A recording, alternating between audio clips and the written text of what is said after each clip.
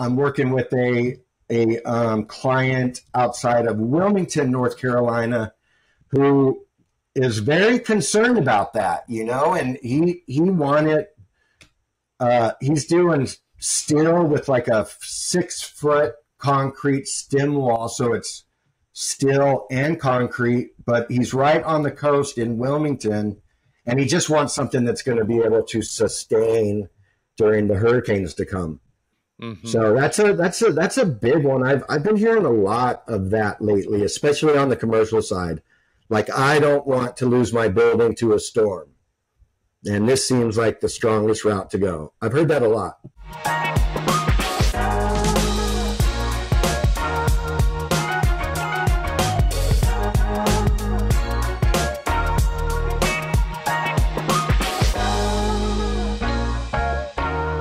Hey, welcome listeners. Today I have the distinct honor and privilege of having Chris Hampton on the show.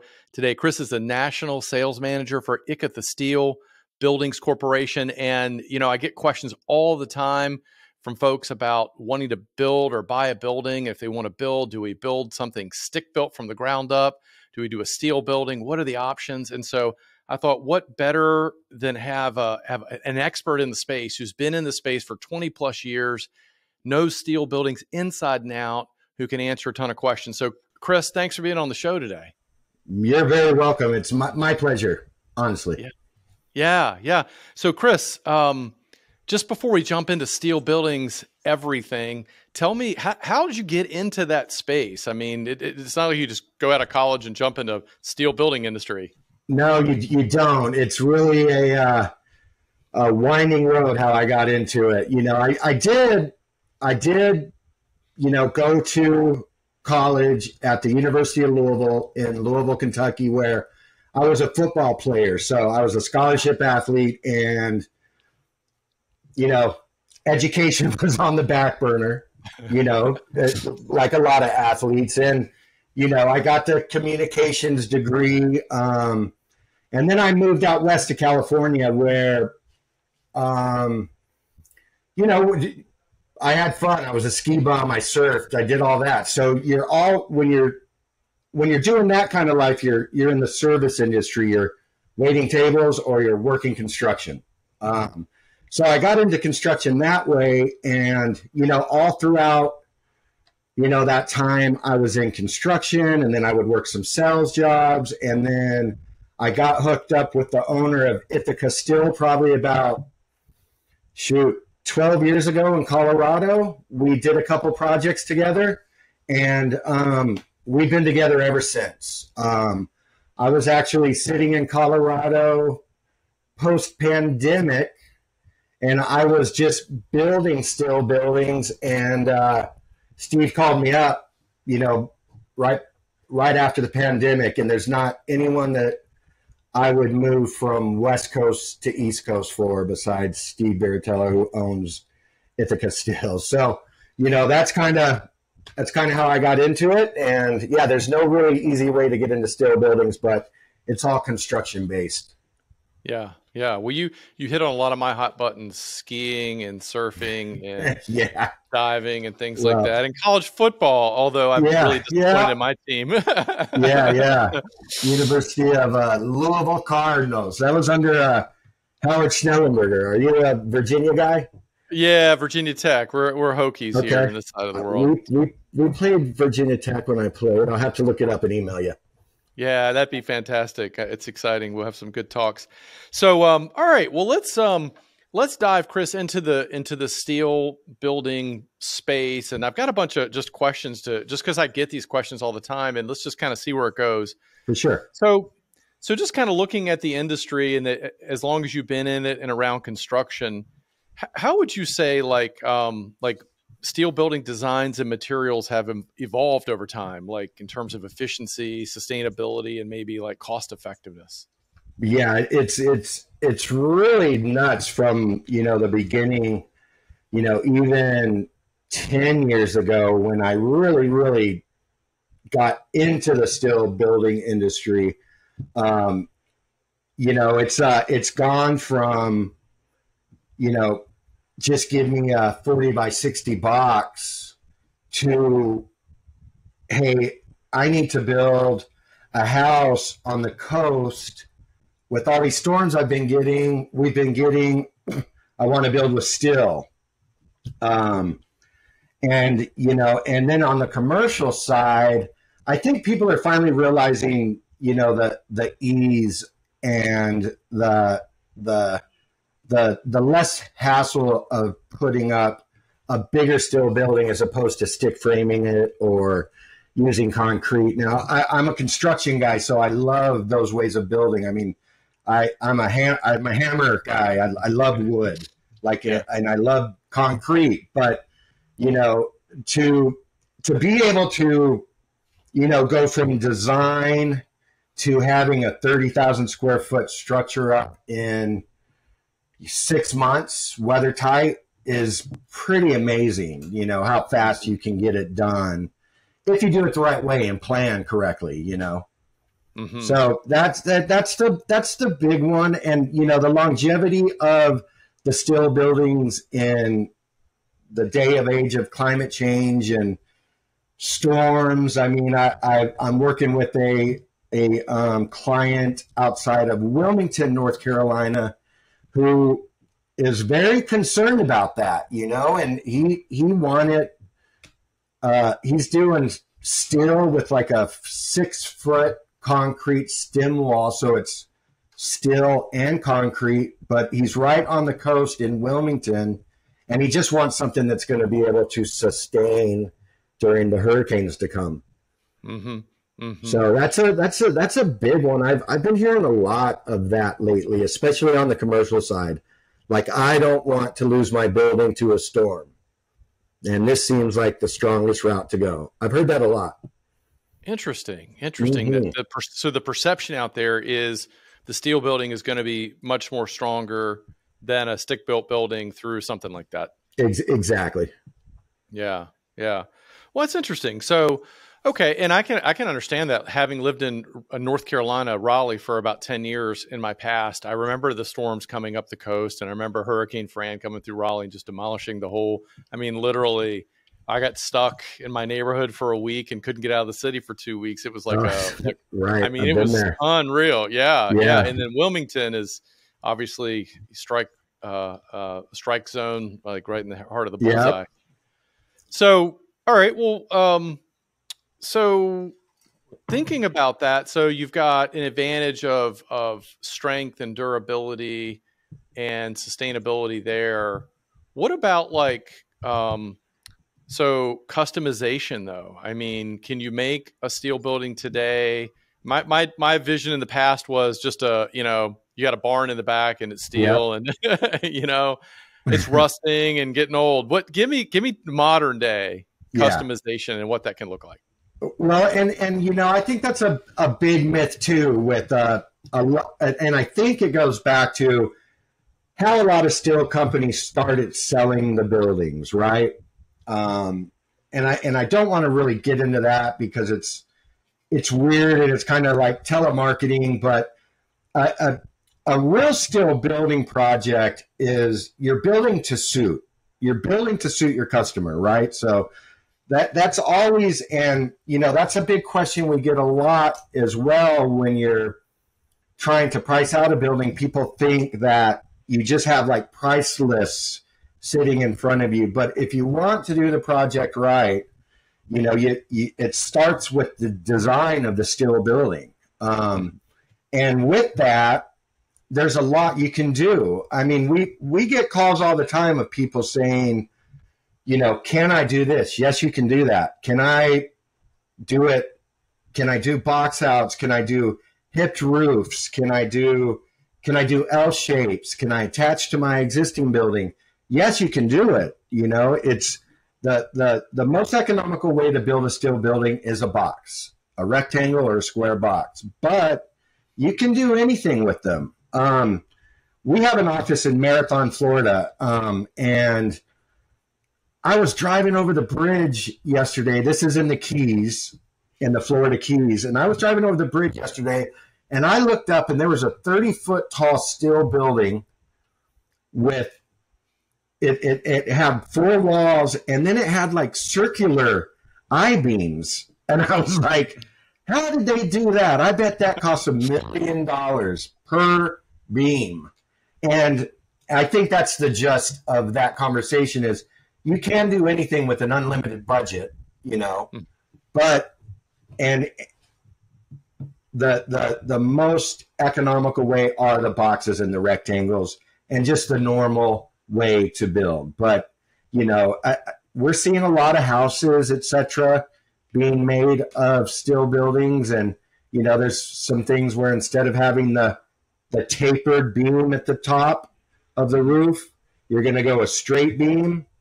So you can hang sheetrock and you can, make it a house and, flushing the girts so they're not on the outside. So you can hang sheetrock and make it a house. Standing seam roof systems, a lot of that kind of stuff that are on steel buildings that a lot of people don't think you can do with them. So you can be ultra creative upfront in the design based on your budget and whatnot. But then you guys, when you design, what is that process like? You design it. You have, is it like meeting with an architect on, because you're really building this building on paper? A lot of folks do come to us with architectural drawings. Mm-hmm. A lot of the bigger, especially, bigger, complex projects with a lot of moving parts that, architecturals are involved. And we go off the architectural drawings and then plug our steel building into those architectural drawings. Mm. Those are really big, complex projects. When we're talking to, small business owner, medium-sized business owners, even bigger companies, that are that just need a rectangle box, or they know their design in their head, but they just want to come to us and have us do it. We're not necessarily a design build firm, but we can take your ideas and then, I guess the process is you call us and give us the width, length, height, and all the specifics. We have estimators / engineers on staff who then, take that, put it into our software system, and then it gives us, the steel tonnage price of what steel is at that time. And then it gives us a preliminary drawing on it. And then we get those back to the client, and then we design off of that. So we'll have a really base system that would get you in an initial price. And then we can take that base preliminary drawing and you can mark it up, you can redline it, get it back to us, and we'll do everything we can to make it happen. That's how it works in our world, at least. So for the typical small business, maybe medium business, you get a HVAC company or a dentist or a veterinarian or somebody like that. They're going to come to you and you guys can walk them through the process. You don't necessarily need an architect. No. And for us, and I think I was talking to you about this before we started, but, especially, Steve and I have been, entrepreneurs our whole life. We've come to steel buildings through small business, being small business owners.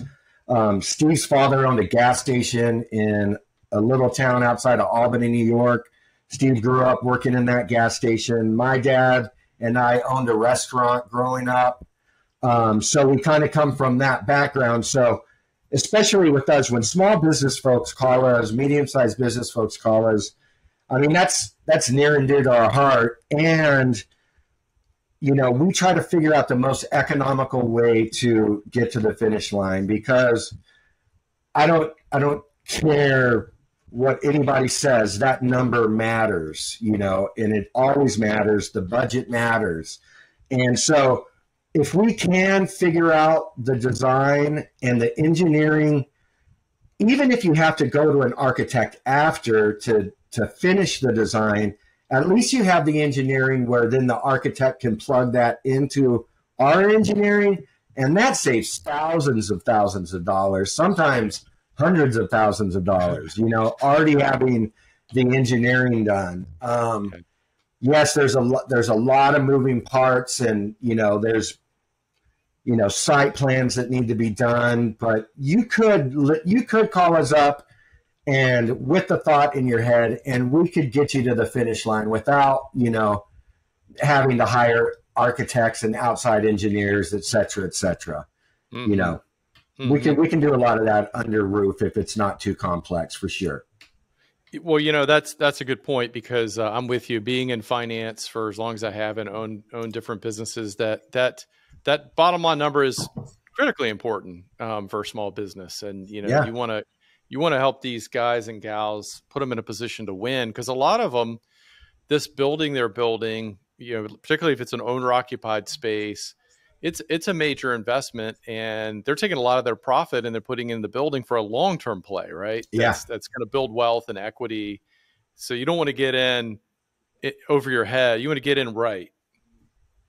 Well, that, and, you have to really watch, it's a construction project. So sometimes construction project budgets, it's this at the beginning and then it's 30% more at the end.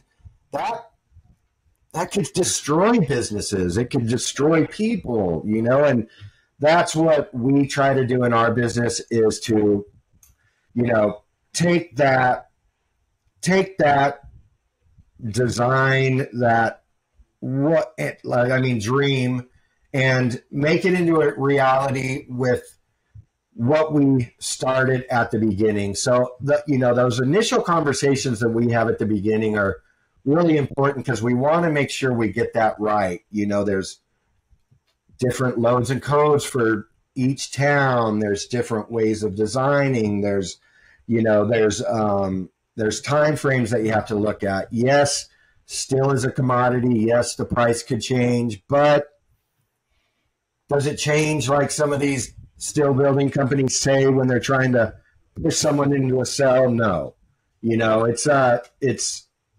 And you should be able to go from start to finish without that price changing, which we essentially guarantee, because we want to make sure that this building gets built. Right. Well, I tell everybody the importance of upfront about getting that budget number down upfront, and then finding someone that can stick to it. I mean, there's some contingencies, obviously, you build it on construction, but it can't be crazy. It's got to be dialed in. You need to know upfront what you're walking into, so you can sleep at night at the end of the day, and your spouse doesn't kill you at the end of the day. I've got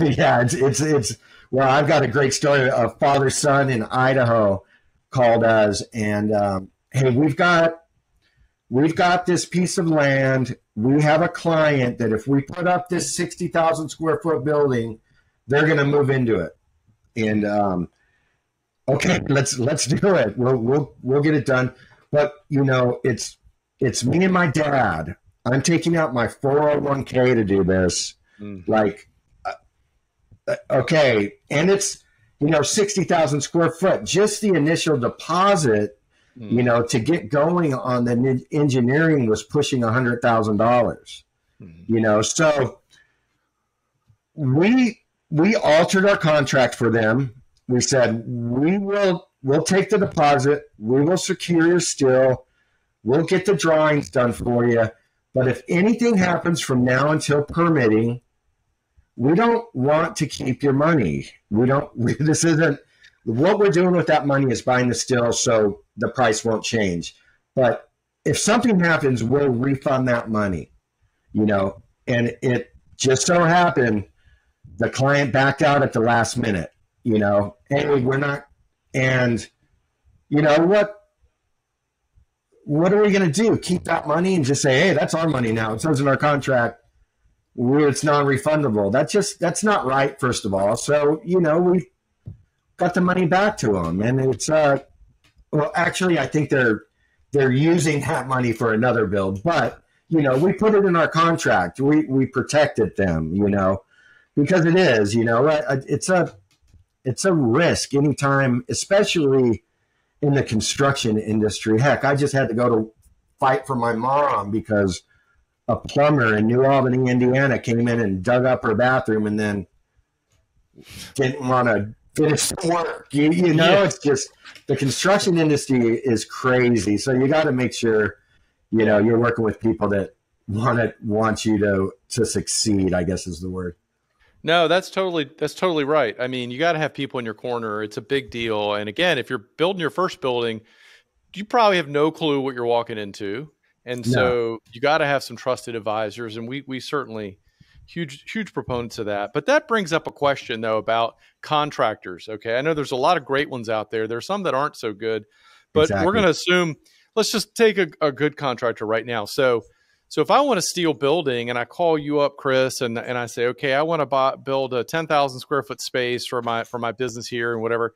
So what's the process though? I mean, you give me plans, you build the building in the factory, but somehow it's got to get put on my land and put Right. up and electrical. Do I need to go get a general contractor to manage all that? What's that typically, how's that process going for the smaller No, guys? yeah, that's a great question. And that's like, you know, and that's what everyone should talk about, you know, because a steel building, the building is what, one piece of a 6-piece puzzle.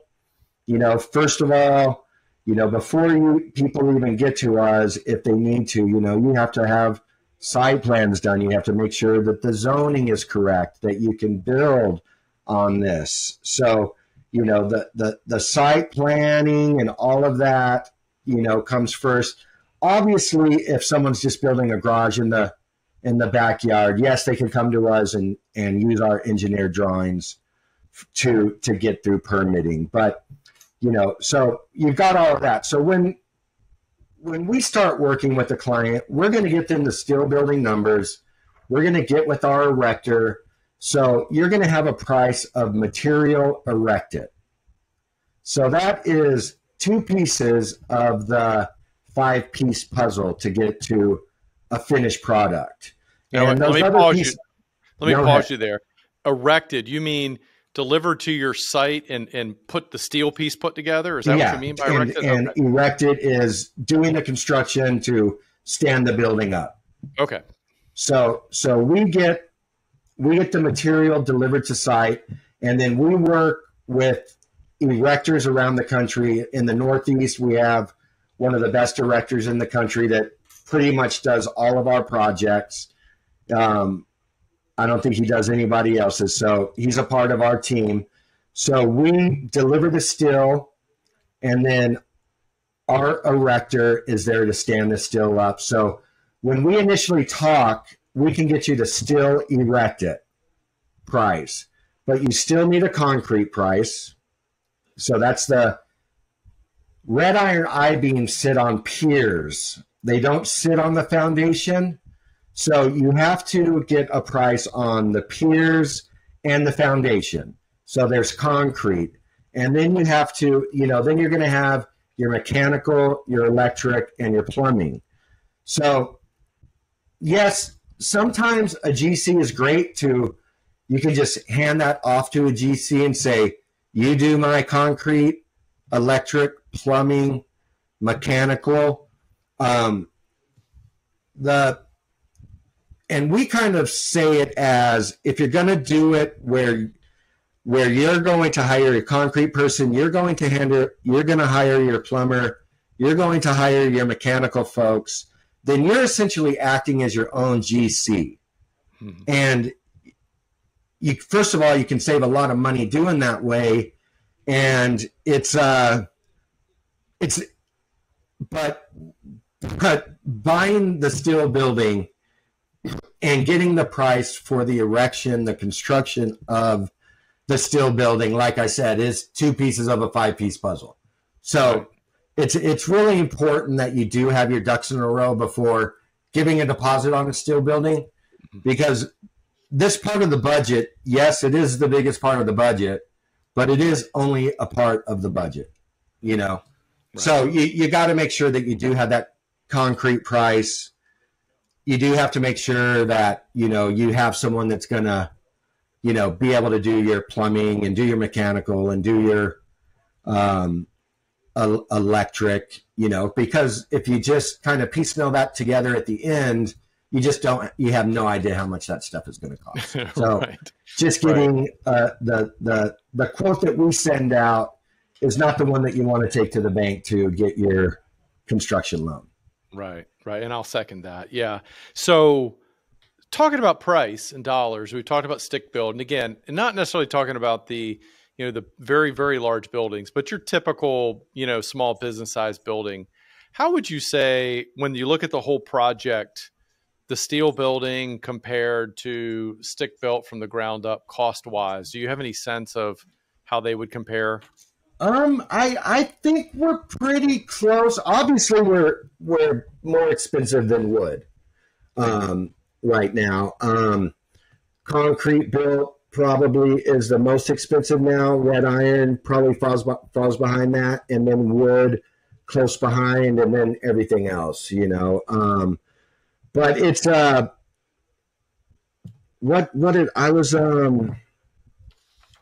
I just had this conversation with someone who was comparing us to a big stick built building, and it was 70,000 square foot, and he was really surprised at how close we were to it. Mm-hmm. Another gentleman who was in Tiverton, Rhode Island, did I say that right? Tiverton? Perhaps. Who was on the coast, and he's already got the stick built buildings on his property, but is thinking about going red iron because of the storms. It's amazing, but and just want something a little bit stronger. And he was pleasantly surprised how close we were to wood. Mm-hmm. Since the pandemic, where prices tripled, they have come down. They haven't come down to pre-pandemic, unfortunately, but they have come down, and we're seeing steel prices come in for bigger projects around that 10,000 square foot, around that $10 a square foot mark for steel, mm-hmm. for material. Yeah. So, 10,000 square foot building, you're looking at 100,000, mm-hmm. Mm-hmm. And then of course, there's a lot of factors to that. Don't quote me on it, but right. Yeah, you know what I'm saying? If you're going to talk numbers, $10 a square foot, we can get to on some of the bigger projects, maybe even a little bit lower, but that $10 to $15 a square foot for bigger commercial projects is where we're landing these days. Mm-hmm, mm-hmm. For just material. Yeah. Well, materials have been crazy across the board, so it wasn't just steel. I mean, obviously it was everything else. So wood went astronomical and whatnot. So, all right. So here's the thing: as we're winding down, there's been a lot of really good information. So if somebody in your family or a great personal friend was coming to you and said, "Hey, I'm thinking about doing this with a steel building," with all your insider information and knowledge, what tip would you give them? What advice would you give them about this? Yeah, it is get your ducks in a row, because they do, when they come to me and say, "Hey, I want to build a steel building," they do think that just buying the building is the only thing that they're going to do. A lot of people, especially the smaller buildings, but you still have to pour concrete, and I've been in construction my whole life. I'm 52 years old now, and I don't think I could put a building up, and so a lot of people, maybe a lot of companies, say it's really easy. It's like a big boy erector set. It's a construction project, and I think a lot of people get sucked into that, and then they get a pile of steel delivered on their site, and they're like, "How am I going to get this 400-pound beam up 8 feet?" Right. It's so there's